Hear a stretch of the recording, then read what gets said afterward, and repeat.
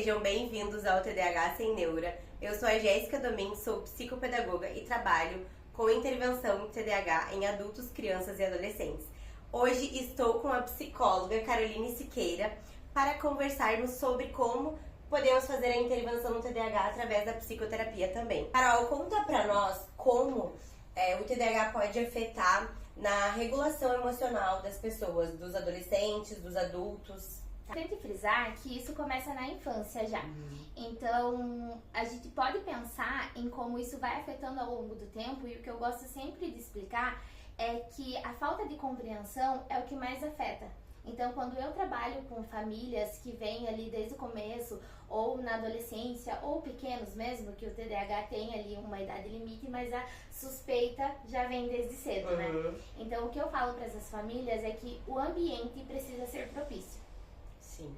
Em vários casos, né? Não só no do TDAH. Porque é uma carga muito grande que se joga em cima de uma criança ou de um adolescente, achando que é só ele. Então, eu levo pra terapia, já tô fazendo a minha parte. A escola encaminhou, já tá fazendo a sua parte. Mas muitas vezes não tem essa vontade dinâmica de moldar esse ambiente. E eu sempre costumo dizer que a escola se beneficia como um todo, e não só aquela criança, né? Então, isso vai afetando porque é uma criança que acostuma a viver na punição. Então, dentro da análise do comportamento, a gente fala muito sobre não ter punição. Porque você só não faz um comportamento quando o agente punitivo está próximo. E você não entende por qual motivo não fazer aquele comportamento. E isso não está no controle da criança com TDAH. Então, você imagina, eu sou uma criança, eu tenho TDAH, eu cresço escutando que eu não presto atenção porque eu não quero, que eu não realizo atividade porque falta vontade. Eu cresço com isso na minha cabeça, que eu não dou conta porque eu não tenho vontade, que é só eu me esforçar um pouco mais. Sim, isso é uma coisa que eu vejo muito na dinâmica familiar também, porque como eu trabalhei com a questão da rotina, é muito fácil quando a família me contrata para organizar a rotina daquela criança, daquele adolescente, mas às vezes a rotina do pai, da mãe, não é organizada, né? Então é muito fácil cobrar do adolescente, cobrar da criança e não cobrar de si próprio, né? Então, e geralmente os pais também têm TDAH, né? Então tem essa dificuldade organizacional, mas eu vejo muito, Carol, ali no processo da adolescência, o quanto isso prejudica a autoestima. Muito, porque é o que eu tava falando atrás. Se você cresce escutando que você não faz porque você não tem vontade, você internaliza isso. Então, se eu não faço porque eu não tenho vontade, eu sou o quê? Uma pessoa ruim.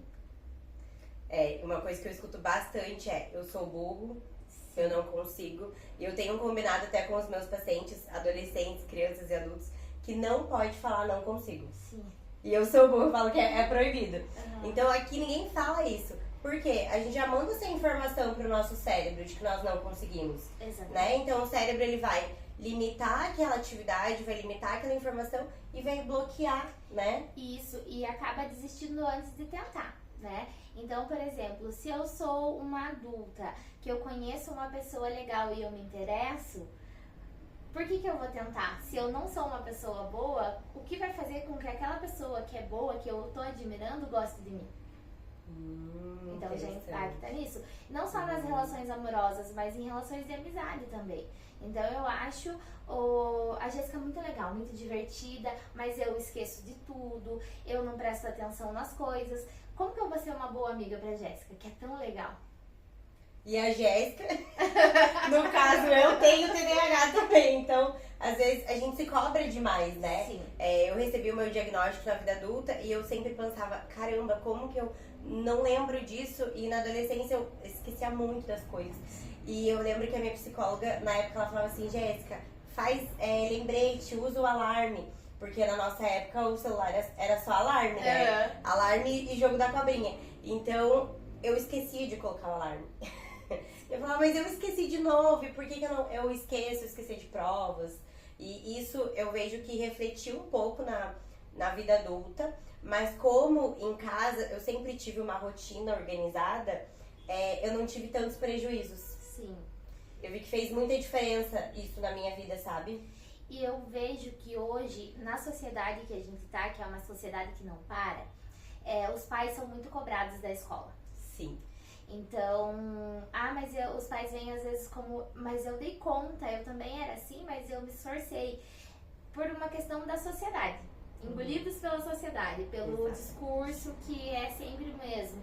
Então, quando eu recebo essa família, da criança, do adolescente ou um adulto, o que eu faço é acolher. Acolher essa pessoa, essa criança, que por mais que seja um adulto, tem uma criança lá. Sim. Então, a gente sabe disso, que influencia. Então, acolher e realmente tirar esse estigma de eu sou burro, eu não sirvo pra nada. E é engraçado, porque eu tenho crianças, adolescentes e adultos no consultório e é como se eu visse o caminho. Cada fase, né? É muito legal ver esse processo. Eu sempre me emociono quando eu vejo o processo dos pacientes, porque eu sei das dores do TDAH, né? Então, eu sei o quanto é difícil você tentar fazer alguma coisa e você não conseguir. Você pensar, hoje eu vou fazer isso, isso, aquilo, e você passa o dia inteiro sem fazer nada, né? É uma coisa até que eu tentei, durante umas 2 semanas atrás, eu tava sem usar o relógio. E eu tava usando muito o celular pra olhar a hora. Mas quando eu vi, eu já tava no Instagram e no TikTok. E eu acabava deixando as coisas pra trás. Então, quando eu vi, passava 1 hora, passava meia hora. E daí eu falei, não, o que tá acontecendo? Porque eu já não tinha mais esse hábito, né? E o relógio é uma coisa muito boa, porque a gente olha e pronto, não tem aquele estímulo, né? Então eu vejo muito isso nas crianças também, nos adolescentes, por conta do tablet, né? Mas às vezes os pais estão tão sobrecarregados que não tem uma outra saída agora nesse momento, né? Na visão deles. Quando não tem um apoio. Então é muita cobrança da escola, mas que também às vezes a escola não sabe como lidar com aquela criança com TDAH, porque acho que hoje nós estamos falando mais sobre o TDAH, né? Antes era só sobre o autismo. Então, estratégias para o autismo. E o TDAH era a medicação, né? Por isso que eu foco muito nos meus pacientes que o TDAH tem um lado positivo. Tanto que a maioria dos meus pacientes adultos, eles são empresários e empresárias que exploram e estimulam esse lado da criatividade, né? Porque o TDAH é muito criativo. Carol, já conversamos aqui, né, que tem o lado positivo do TDAH, mas também tem o lado das dores. Quais são as principais dores emocionais que você mais observa, assim, no consultório? Agora, eu vou falar um pouco sobre o adulto, né, que a gente comentou sobre a criança, mas o adulto, quando ele chega, é muita sensação de não pertencimento. Então, eu não pertenço, eu tento me encaixar. Às vezes ele tá tentando se encaixar em algo que ele nem gosta. Que não tem habilidade, né? Então, e aí essa é a diferença. A gente tenta dentro do consultório. A gente vai tentar. Porque às vezes ele não sabe se ele gosta ou não daquilo. Se é só uma falta de habilidade, uma falta de tentativa. E quando eu falo da falta de tentativa, não é a falta de vontade. Né? É a falta de oportunidade. Então, com os meus pacientes, adolescentes e adultos, eu chamo muito, eu provoco muito eles, assim, vamos tentar. Tá? Ai, mas isso eu não sei. Como que a gente descobre se a gente sabe ou não? Tentando. Então, eles carregam com eles uma bagagem muito dolorosa de incapacidade. É porque é frustrante, né? Você tenta uma vez, você não consegue, tenta de novo, não consegue. E acho que vem muito também do escutar que você não consegue fazer, né? Então, você não presta atenção, você não vai conseguir fazer essa faculdade. Então, você não presta atenção, você não vai conseguir ser um engenheiro, digamos assim. Então, é muito difícil, porque a gente sabe que pessoas com TDAH escutam muito isso, né? Você não presta atenção, você é muito lerdo, ou você é muito rápido, não faz as coisas direito, né? É difícil lidar com tudo isso. Isso, e vira uma crença. Vira algo que você acredita. E eu sempre pergunto, tá, você tá me dizendo que você é assim, mas você de fato é assim ou você escutou a vida inteira que você é assim? E muitas vezes a pessoa dá aquele... eu escutei. E se eu escutei que eu sou assim, eu vou começar a fazer aquilo. Vai acreditar naquilo, né? Exatamente. Então, é muito difícil pro adulto Porque é uma carga que vem lá de trás. E, né, às vezes as pessoas chegam e falam assim, isso acontecia, mas eu já superei. Não superou. Já a criança tá ali, ó, te remoendo. Passei essa fase, hoje eu não ligo mais. Mas você vê que tem várias coisas que foram acontecendo justamente por aquela dor que não foi curada, que não foi acolhida. E muitas vezes não se trata de negligência dos pais, negligência da escola, né? Se trata de falta de informação. Sim.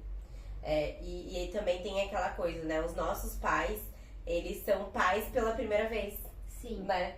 Então eles estão aprendendo agora esse papel de pais.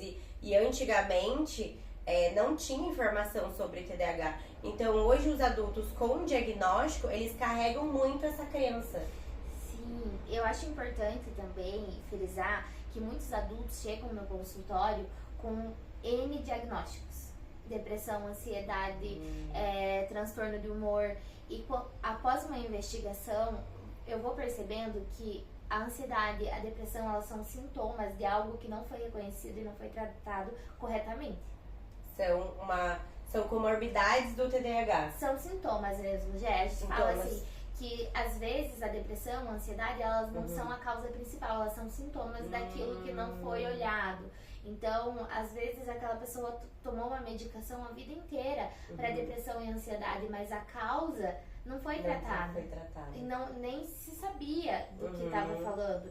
Então, uma pessoa que se acha incompreendida, que escuta tudo isso, tende a gerar uma ansiedade, tende a ficar mais deprimido, chegando a uma possível patologia. Mas são sintomas. Entendi.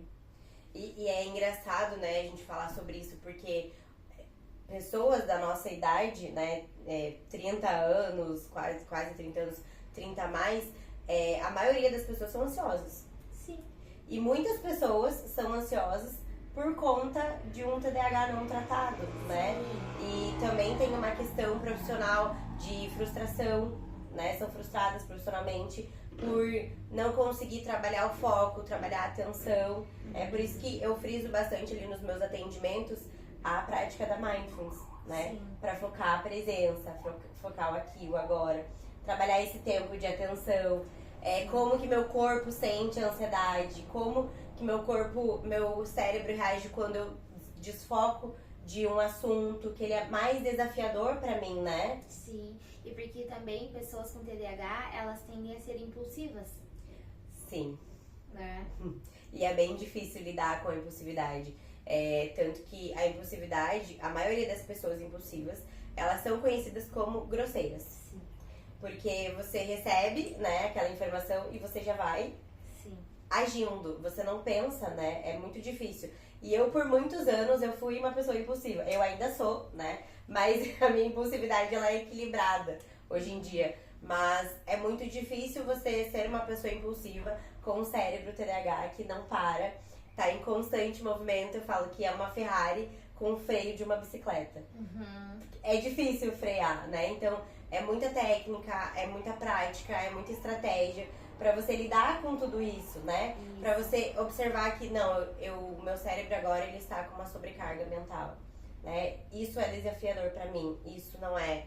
Separar em caixinhas cada atividade, cada pensamento é muito importante pra trabalhar também a questão da impulsividade, né? E o quanto a impulsividade atrapalha os relacionamentos. Sim, né? Bastante. E a prática que você falou realmente é algo que é muito importante. Então, eu tenho uma frase, assim, que eu escutei de um paciente meu. Quando eu vi, eu já falei. Eu falei assim, quando você perceber, para! Boa ideia. Para!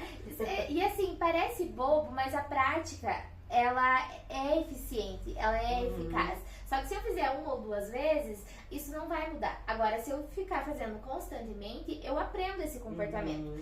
E às vezes as pessoas vêm pra terapia buscando uma solução mágica, né? Uma receita de bolo. Aí eu falo, eu fico olhando pra cara de decepção quando eu dou, olha, você vai precisar fazer. Tá, mas como eu faço? Fazendo. Então, se segura. Vai. Começou a perceber, não dá continuidade, porque o nosso corpo dá sinais, e aí vem muito disso, de estar focado no presente. Nós temos uma cadeia de comportamentos para chegar até o comportamento final. Então, quando eu percebo isso, eu preciso parar. Eu preciso, não, olha, agora eu tô sentindo que eu tô ficando ansiosa, então, ou eu já tô me irritando com o fulaninho que tá falando lá atrás. Eu preciso aprender a lidar com isso. E o que eu costumo falar para os meus pacientes é que eu, que não sou uma pessoa que tem TDAH, também tenho os mesmos sintomas, mas eles não são acentuados. Então eu tenho as mesmas dificuldades, porque muitas vezes eles acham que é um bicho de 7 cabeças, que é uma coisa que só eles têm, mas não é, só que tá acentuado, né? Então eu falo, não se cobrem tanto. E eu gosto muito de pontuar isso pra eles, não se cobrem tanto porque, né, outras pessoas passam pela mesma coisa, só que não tão acentuado. Se as outras pessoas passam por isso e têm dificuldade, imagina um cérebro que funciona diferente. Exatamente. Eu acho que é bem o que você falou, assim, se respeitar, não se cobrar tanto. É muito difícil? Mas não é impossível. Sim. Né? O TDAH, ele é uma dificuldade, né? Mas ele não pode limitar. Exatamente. Né? É claro que o caminho vai ser diferente. O caminho profissional, o caminho acadêmico, o caminho dos relacionamentos vai ser diferente. Mas não é impossível ter um sucesso profissional, ter um relacionamento saudável, né? Com outras pessoas, mas com si também, né? Com si próprio. É o primeiro passo. É o primeiro passo, porque não adianta, né? Se a gente não consegue se respeitar, se a gente se cobra demais, a gente vai agir assim com outras pessoas também. Sim. Né? Às vezes, tem algumas... Dentro da minha prática, eu gosto de trabalhar muito com os exercícios práticos, mesmo, uma dinâmica. E tem pessoas que elas não conseguem se olhar no espelho. Elas não conseguem olhar e reconhecer algo bom. Por toda essa carga, toda essa bagagem. E aí é extremamente emocionante trabalhar com isso, porque você vai vendo como vai evoluindo, como ela chega, mas muitas vezes tem uma dificuldade em perceber que teve essa evolução. Então, eu tenho até uma paciente que um dia eu perguntei pra ela, eu falei, como você sabe que você tá melhor? Quando eu falo pra você. Por quê? Porque ela se escuta. Porque se ela estiver só com ela não faz essa prática de falar, de escutar. Então eu sempre peço pra eles, se escutem o que vocês estão falando, o que o corpo tá querendo dizer, o que a cabeça tá querendo dizer. Mas a minha cabeça não para de falar o tempo todo, Carol! Tá, foca em uma coisa que ela tá falando. E é prática, é isso, é a prática. Então, até, como que você vai meditar, como você precisa tentar. Sim, isso é uma coisa que eu falo muito pros meus pacientes. A gente não começa meditando 7 vezes na semana. É uma vez na semana, em um horário específico, em um dia específico. Porque sempre que a gente quer criar um hábito, nós começamos dessa maneira. Com horários, com dias, com um quadro visual. Porque precisa visualizar, né? Quando eu trabalho com a rotina, eu sempre trabalho com o celular, porque o adulto, ele tá sempre no celular.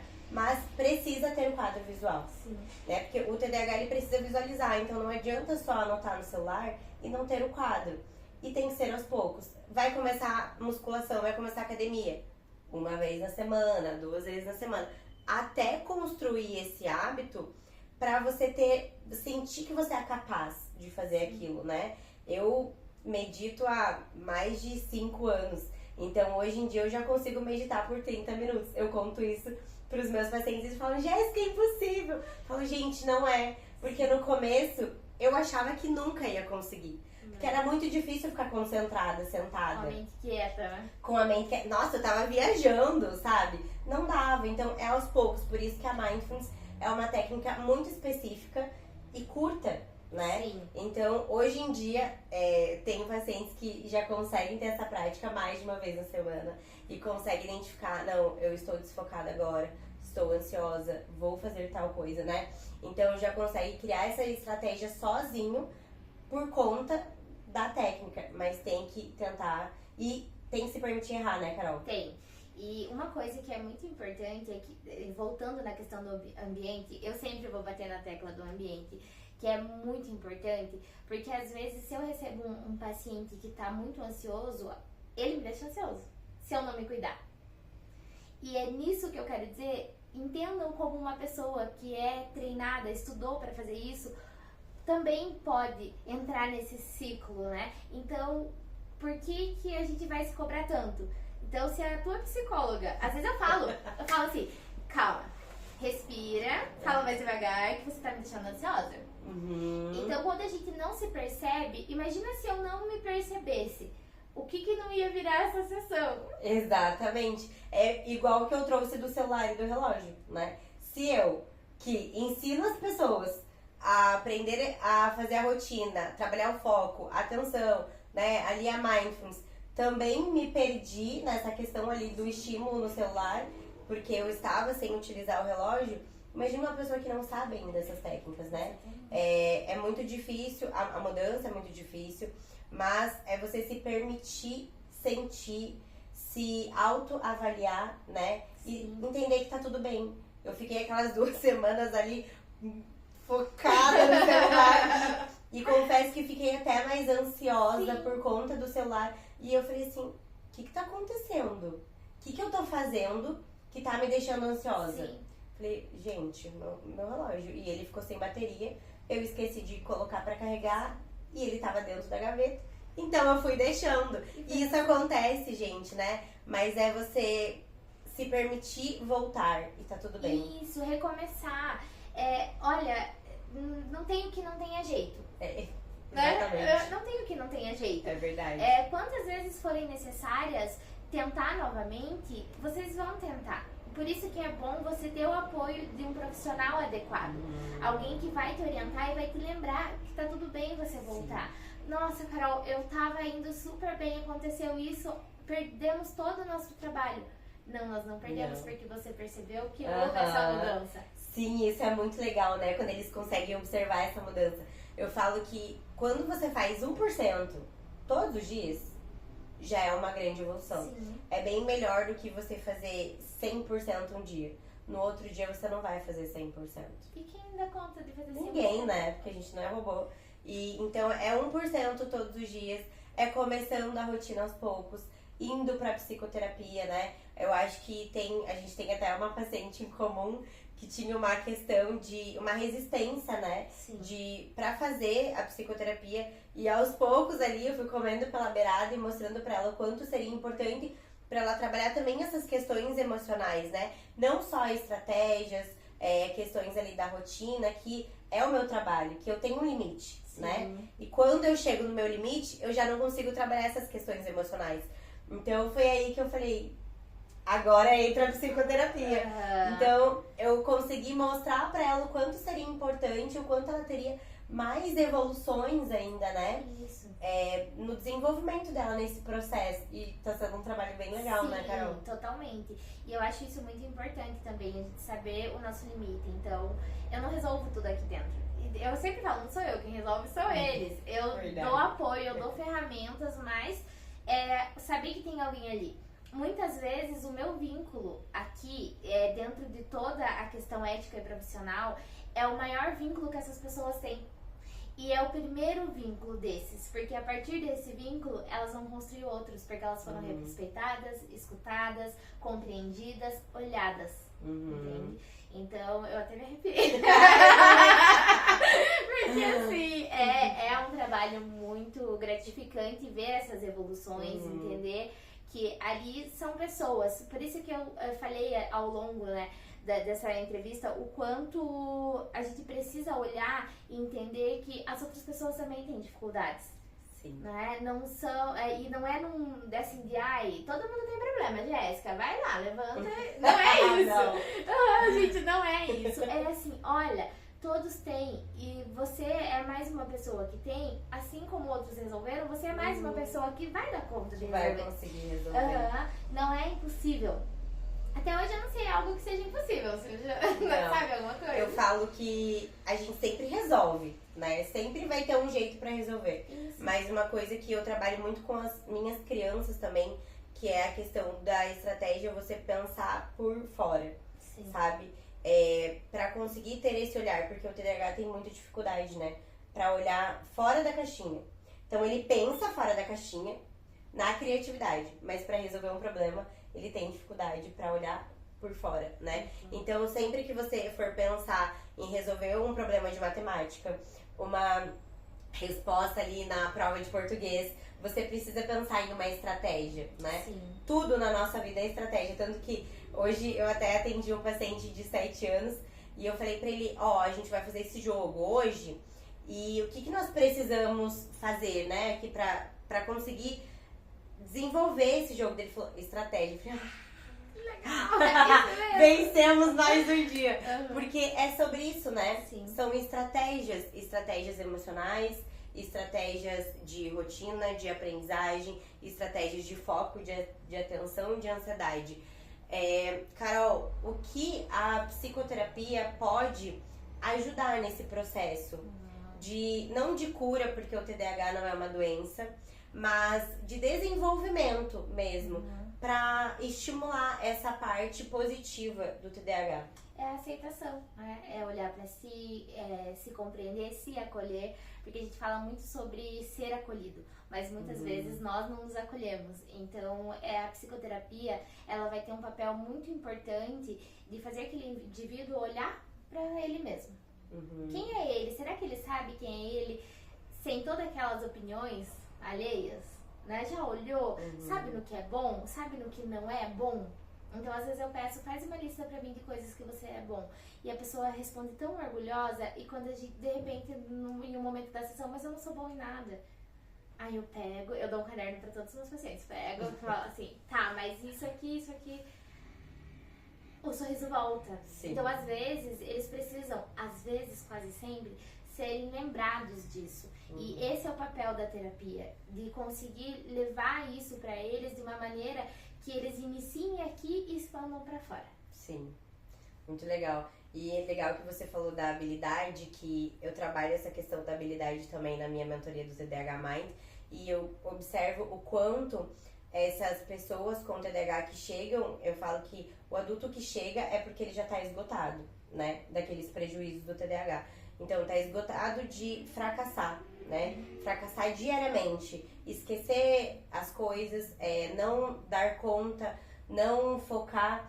Então, essa habilidade, muitas vezes, está ligada na vida profissional, né? Então, eu não sou bom no meu trabalho e eu não gosto do que eu faço, que nem você disse, mas às vezes, se você trabalhar, a pessoa trabalha no computador e ela foi feita para trabalhar fora, né? Então, a vida dela lá fora. Eu, por exemplo, a minha primeira faculdade foi de design de interiores. E quando eu me vi atrás de um computador o dia inteiro, eu falei, pelo amor de Deus, não é isso que eu quero. Eu quero, sabe, ser livre.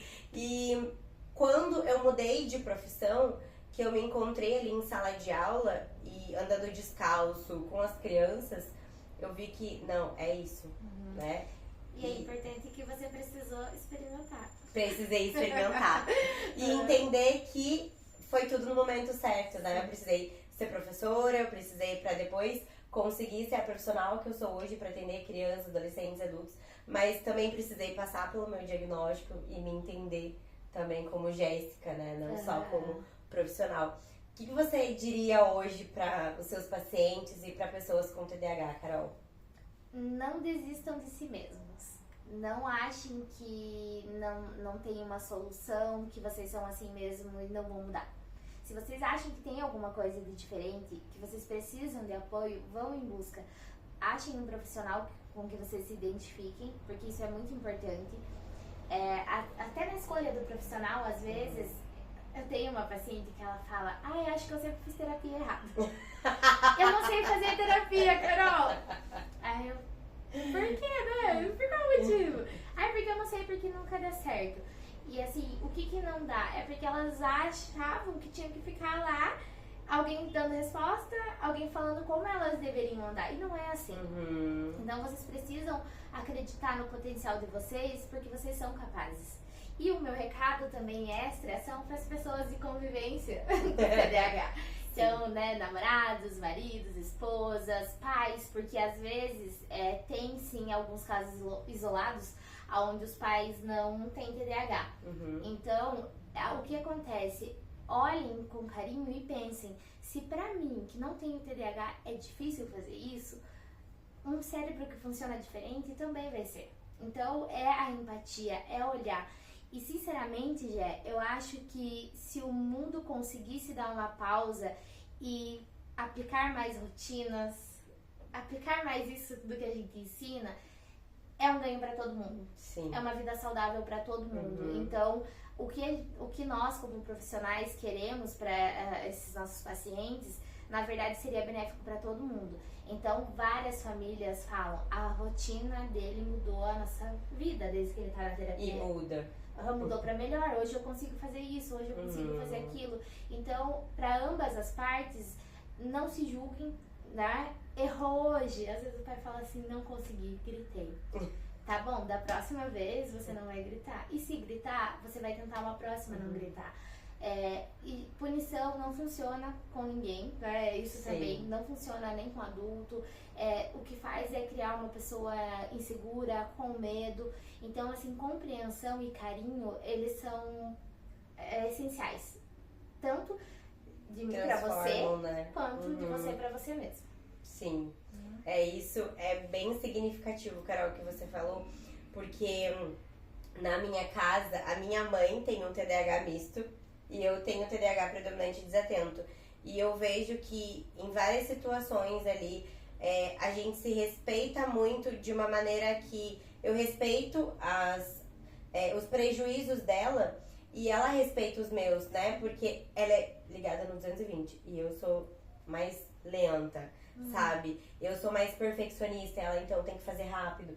Então, a gente se respeitar dessa maneira, nós conseguimos criar uma conexão e uma relação respeitosa, né? E isso eu vejo que nas casas é muito difícil, né? Porque o filho é muito diferente, eu queria que meu filho fosse de outro jeito e ele é assim, por que ele não consegue, eu conseguia e o outro filho consegue? Sim. Né? É muita comparação. Então, quando você olha para aquele indivíduo como um indivíduo único, que tem demandas únicas, prejuízos únicos, mas também tem uma parte que é criativa, que é exploradora, que é curiosa, né? Que também é de uma forma única e você respeita aquelas características, você consegue trabalhar de uma maneira melhor, né?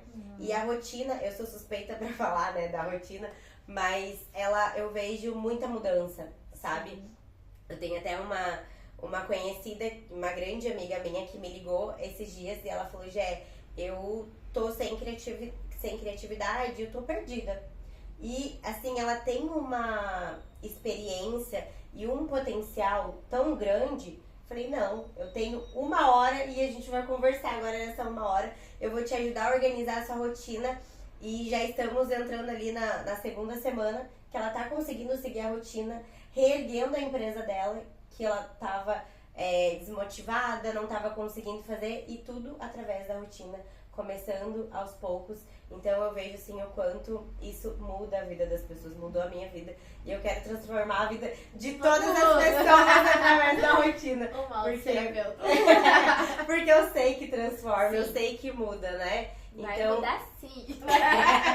Vai transformar Vai. sim. Eu tenho até uma paciente que ela fala, existe uma Jéssica antes, a paciente, né, uma paciente antes da Jéssica e depois da Jéssica. E é sobre isso, né? Sim. Não é sobre o meu trabalho em si, mas é o que ela estava disposta a fazer na vida dela. O mérito né? deles, eles costumam muito falar isso, né? Meu Sim. Deus, Carol, olha, eu queria. O que eu mais escuto é: você pode ir embora comigo? Eu falo, gente, se eu for embora com você e não fizer nada, é você que vai fazer. Sim. Né? Então são vocês. O terapeuta ajuda a ser um bom terapeuta, óbvio, né?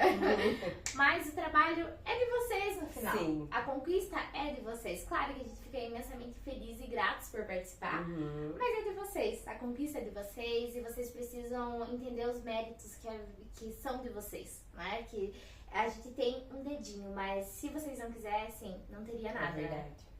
Carol, muito obrigada pela conversa. Quero te convidar a fazer agora uma prática de mindfulness. Sim. Hoje eu vou te ensinar a etiqueta mental. Quero que você pense em 2 coisas, tá? Pode ser 2 lugares, primeiro praia, depois pode ser sol, você que vai decidir. Mas quando você falar a primeira palavra no seu pensamento, você vai inspirar. Na segunda palavra, você vai expirar. Tá? Tá bom. Então a gente vai fazer essa prática 2 vezes. Tá bom. Então, primeira palavra, inspira, segunda palavra, expira, tá? E tenta se imaginar nesse lugar quando você estiver inspirando, quando o ar estiver entrando no teu corpo. Vamos lá?